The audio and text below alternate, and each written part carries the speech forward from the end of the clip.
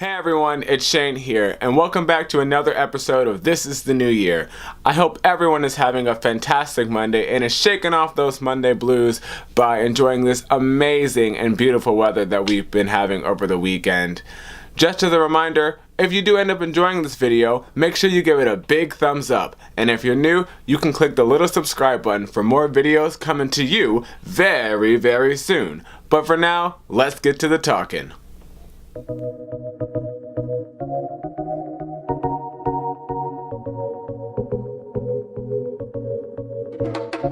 So, summer's officially here, gym memberships are being renewed, and I'm pretty sure 80% of the people I went to high school with are married, engaged, or in committed relationships.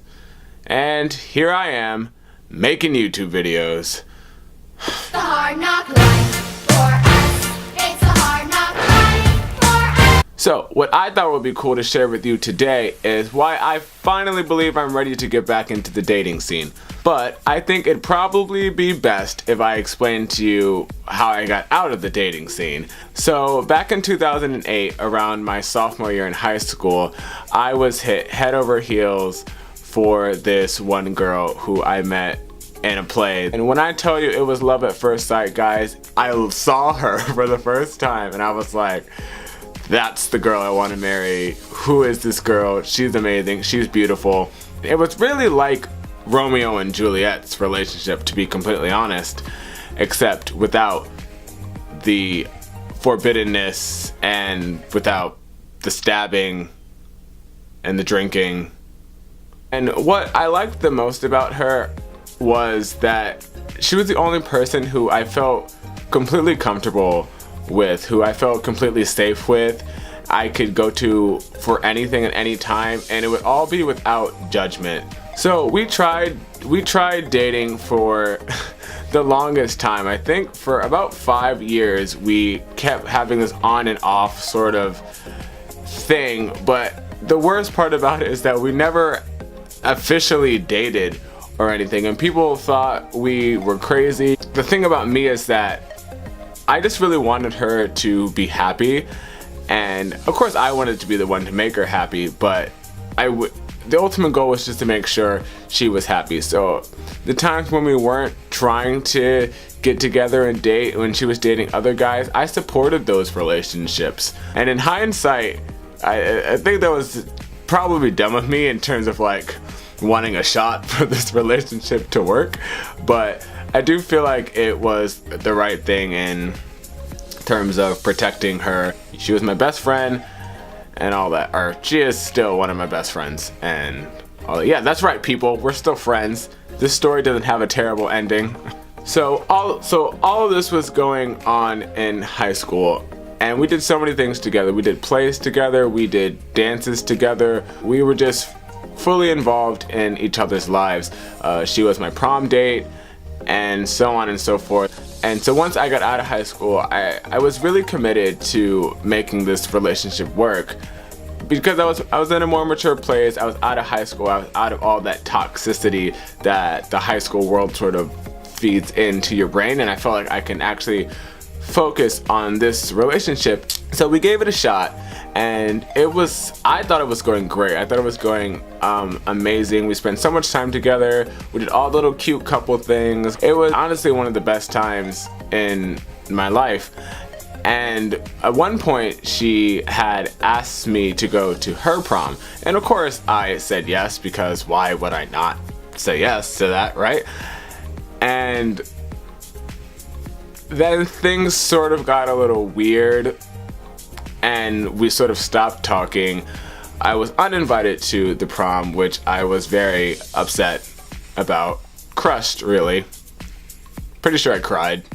And that night was going so great. It was after one of my performances that she came to, and it was going great. And so when I was driving her home, and I love telling this part of the story the most because it's the most like a movie. Even though it's the worst part of the story, it's also my favorite part because it's the most movie-like.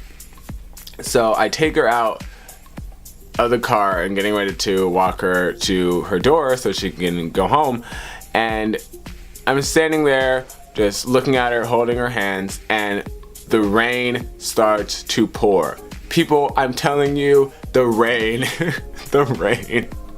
It's so dramatic, but the rain came down and I just felt it was right, and I just poured out my entire heart to her. Everything I wanted to say for the last 5 years, everything that I wish I would have said beforehand in this relationship, I said there, and I finally built up the courage to ask her to be my girlfriend. And she said, I'm going to say yes, but I can't say it at this time. And not to get into the super details of the aftermath that followed from that, but I was very crushed, very devastated. Obviously, I wanted her to say yes, but I still had faith.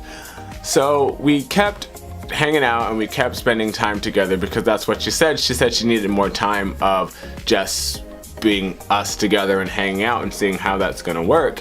And so that went on for maybe a week, so more. And then I was getting ready to go to school in New York in a couple months. And so I had asked her one day when I was dropping her off, I think at a dance rehearsal or something, one day, she still said that she needed more time when I brought up the subject of her not really giving me an answer. And she said she needed more time still. And I said, well, if it's not gonna work now, I don't really see how it's going to work later. And then that was sort of the end of that.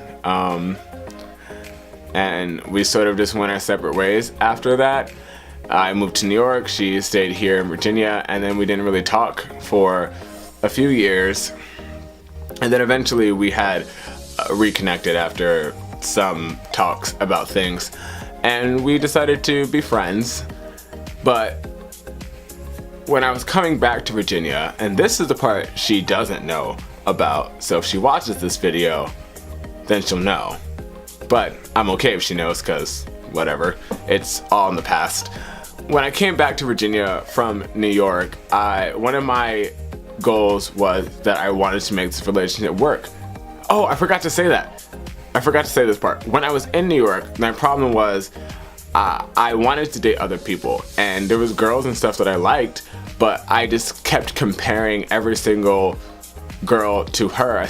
Like, you're not good enough, or you're great, but she's better. I wasn't being fair to other people, and I wasn't being fair to myself. I was so fixated on that, having that first love moment, having that high school sweethearts. I wanted that classicness, that book movie-esque story for myself. And obviously, that's not how life works, but that's how I wish life worked. So I always strived for those kind of moments in my life. So once we reconnected, and once I decided to move back to Virginia, I said, I really want to make this work, or at least want to try. I want to give it the shot that I was too afraid to give a shot when I was in high school. So I came back to Virginia with that intention of us being together and living a happy life. And when I got back, she had a boyfriend. And I was like, oh, okay, that's fine, whatever. I'm cool. It's fine. Don't mind me. I'm just over here supporting you. Oh, that's your boyfriend? Oh, okay. Hey man, what's up? Nice to meet you. Yeah, I'm her friend. Yeah, just friends. Yeah.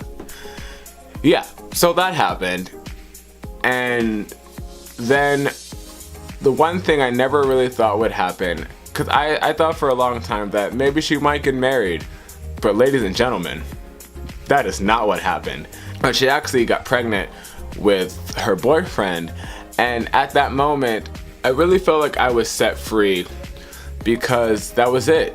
She was happy. She was happy in this relationship, and I knew that baby signified joy and it signified love for her life. And I really felt like the chains that I put myself in were finally broken, and I was able to feel like I could move forward because she was in a happy place, so I could go put myself into a happy place. And so that brings us to today and where I am now. So don't get me wrong, I want a girlfriend.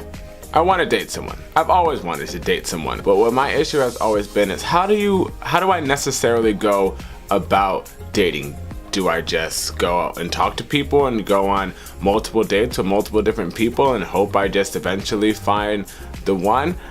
That used to be my mentality, but what changed my mind about everything is I had the amazing opportunity to be a part of and to see two of my friends got married recently a couple of months ago, and I watched him court her for several years, doing everything he was supposed to, the way that God wanted us to handle our relationships. And I thought that was such a great example at being a man in love and a man in a relationship, but it's also still being a very godly man. And that is what I inspire to be. I don't want to go out and to be chasing people. I want to know that God has brought the person that I'm supposed to be with to me, or they brought me to them, and we find each other. Because ultimately, I do still want the movie. I want the movie moment. I want the movie magic. But I am still very willing to do what I have to do to make that happen. And I am single, so anyone out there want to hit me up, give me a call. I'm here, available. I'm not as much a loser as I am on this video right now, I promise you. I don't promise you that. But anyway, alright, so that's going to conclude today's episode. Once again, if you did enjoy this video, make sure you show some love by giving a big thumbs up down below. You can join us again on Wednesday for another new episode.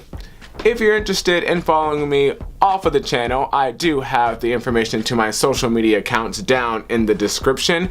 Also, make sure you check out the latest episode of the Luke Roxwald podcast and hear me recount my latest adventures at Chuck E. Cheese. I also have the link to that in the description as well. Alright, until next time, reminding you that every day really is a new chance to live, so make sure you're taking advantage of every opportunity that comes your way. You guys stay blessed, and I'll see you on Wednesday. Bye.